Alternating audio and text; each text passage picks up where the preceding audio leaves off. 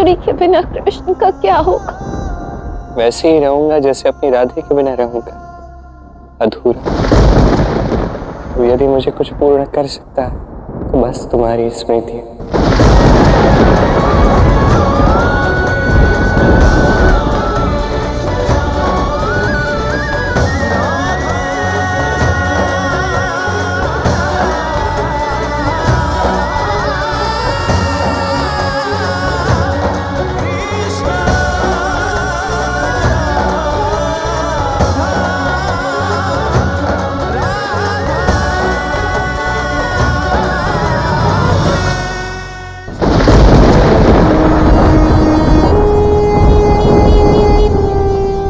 महाराज की जय हो। महाराज, हमारी सेना बरसाना के पास पहुंच चुकी है। कल प्रातः बरसाना पर आज तक का सबसे बड़ा आक्रमण होगा। कृष्ण के साथ वहां के हर वासी का समूह नाश होगा। मगध सम्राट,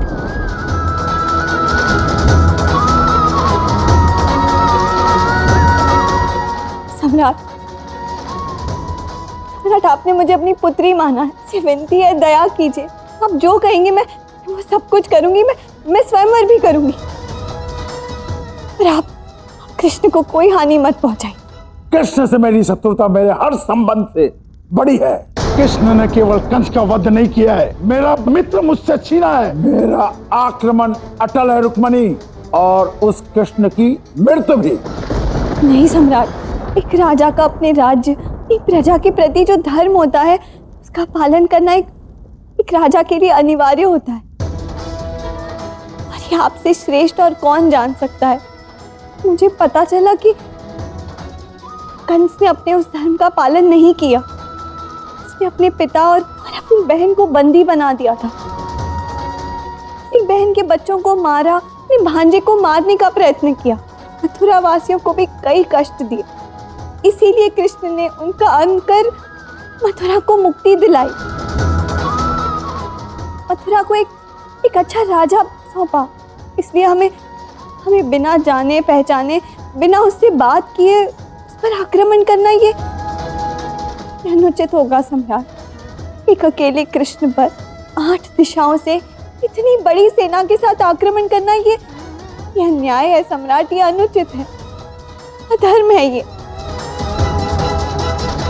सम्राट, मैं आपकी इच्छा को स्वीकार कर रही हूँ। मैं आपके अनुसार ही स्वयंवर करूंगी। पर आप भी मेरी इच्छा स्वीकार करें। ठीक है, विजय होने पर, कृष्ण को बंदी बनाने पर मैं उस कृष्ण पर थोड़ी दया कर सकता हूं। राजकुमारी रुक्मिणी का स्वयंवर और सम्राट जरासंध की कृष्ण पर विजय, ये दोनों उत्सव साथ साथ ही मनाए जाने चाहिए। मैं शीघ्रातिशीघ्र इस उत्सव के आयोजन का प्रबंध करवाता हूं। तुम चिंतित मत हो बहना, क्योंकि तुम्हारा ये भाई तुम्हारे लिए सर्वश्रेष्ठ वर ही चुनेगा। मेरे लिए सर्वश्रेष्ठ वर कृष्ण है और कृष्ण ही रहेगा, यही सत्य है।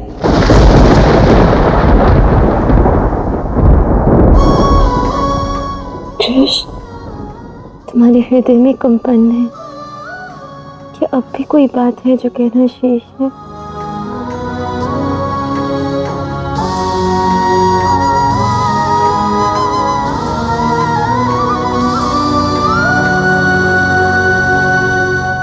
प्रेम के अंतिम उपहार के रूप में मैं तुम्हें एक वचन देना चाहता हूँ राधा। तो बताओ, क्या है तुम्हारा अंतिम उपहार? मैं उसे ग्रहण करने के लिए सज्ज हूँ। एक समय आएगा राधा, जब ये आकाश तारों से भर जाएगा।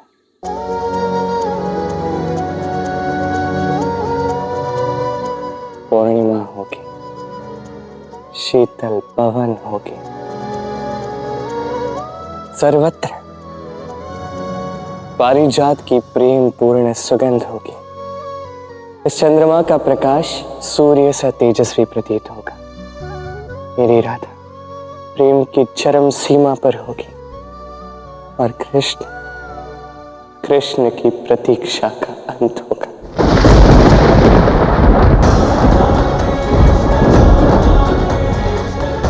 तब राधा, तब मैं पूरब से आऊंगा और तुम्हें अपने साथ सदा सदा के लिए ले जाऊंगा। सच? कैसा भी दिन आएगा? निसंदेह। अच्छा, तो उस दिन कहाँ ले जाओगे मुझे? मथुरा? नहीं, मथुरा नहीं। मैं तुम्हें एक नए स्थान पर ले जाऊंगा। एक ऐसा स्थान जो केवल राधा कृष्ण के लिए होगा। एक ऐसा स्थान जो समस्त सृष्टि में सबसे अद्भुत होगा। एक ऐसा स्थान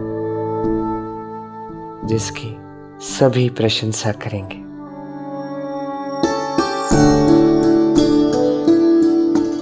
और मैं वहां ले जाऊंगा तुम्हें राधा। ये मेरा वचन है।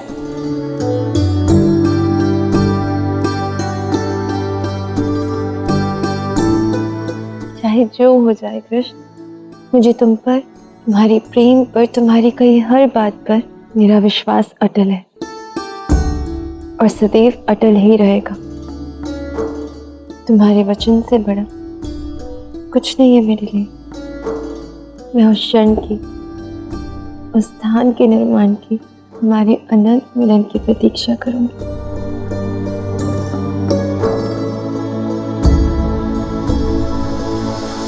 कृष्ण, प्रातः होते ही तुम चले जाओगे।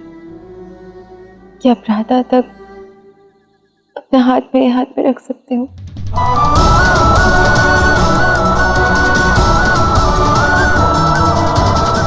क्या हुआ?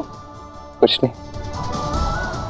राधा ने पुनः एक बार कृष्ण के हृदय की बात कह दी।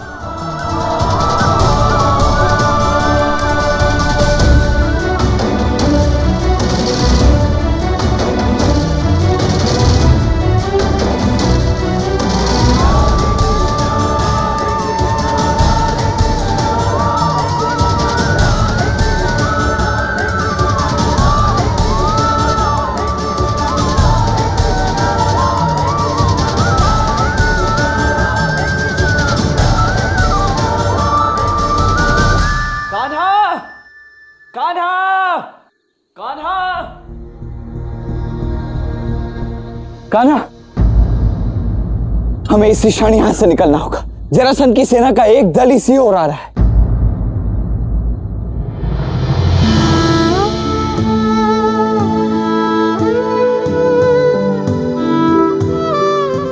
समय भी हमारा शत्रु सा बन गया है। उस राधा का हाथ पकड़ना था। इतनी छोटी सी इच्छा भी, ये भी पूर्ण नहीं होगी। कदाचित नहीं, क्योंकि इस समय बात हमारे हाथ की नहीं है कृष्ण, बरसाना के हित की है। तुम्हें जाना होगा। पाने को ही प्रेम करे, जग की है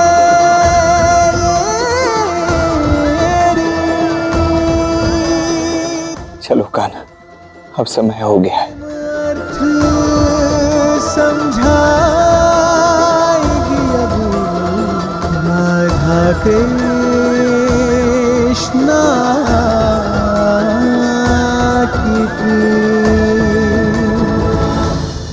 प्यास दरस की अखियों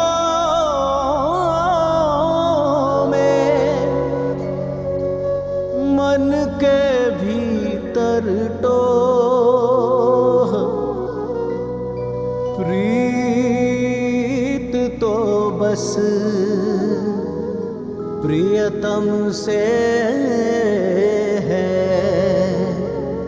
जग से कैसा मोह रे, जग से